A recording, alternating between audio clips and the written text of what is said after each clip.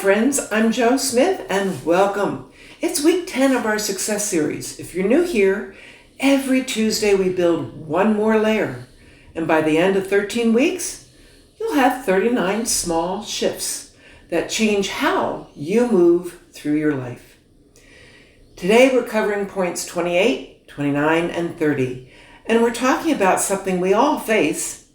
How do you learn from others without losing yourself in the process? Because wisdom isn't about finding the loudest guide.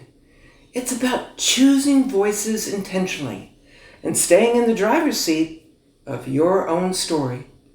Point 28, one size fits no one. Growing up, clothes tags used to say one size fits all.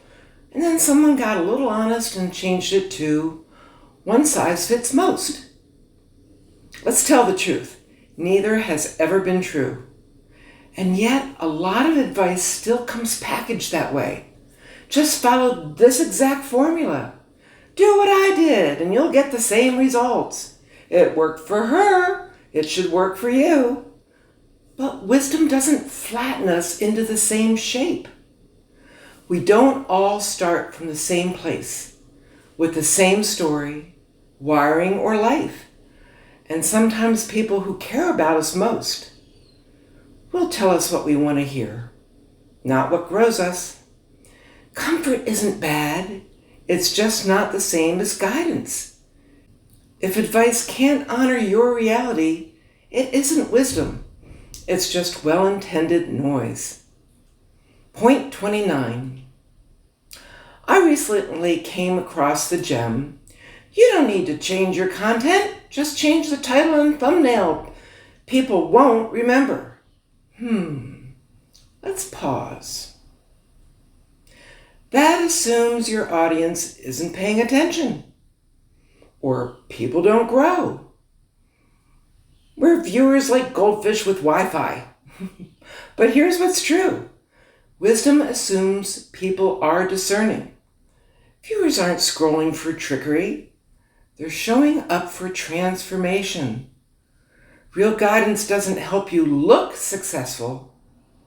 It helps you become someone you respect. You already know when something feels off. That isn't resistance. That's wisdom waking up. Point 30. Self-trust is a skill, not a mood. Eleanor Roosevelt said, "Nobody can make you feel inferior without your consent." I used to think, well, that's lovely, but tell that to my nervous system. But here's what I missed. She wasn't describing a starting point. She was describing a capacity. We grow into self-trust the way we grow into strength. Small reps, honest reflection, noticing when we did something better than we used to.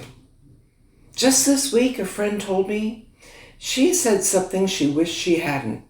Nothing awful, just a bit more negative than she wanted to be.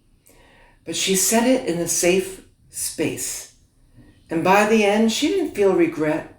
She felt clarity. Wisdom shows up when we can say the honest thing in a safe place. Sift it gently and come out choosing who we want to be without regret. That's not negativity. That's growth with the lights on. Self-trust isn't something you want to feel. It's something you build by noticing your own progress. And the turning point? I can hear every voice and still choose mine. If today reminded you that your wisdom is already present, tell me in the comments.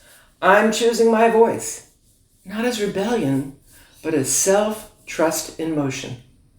And next Tuesday, we begin week 11, otherwise known as adversity, the plot twist nobody ordered, but everybody grows from. Here's the shift we'll make.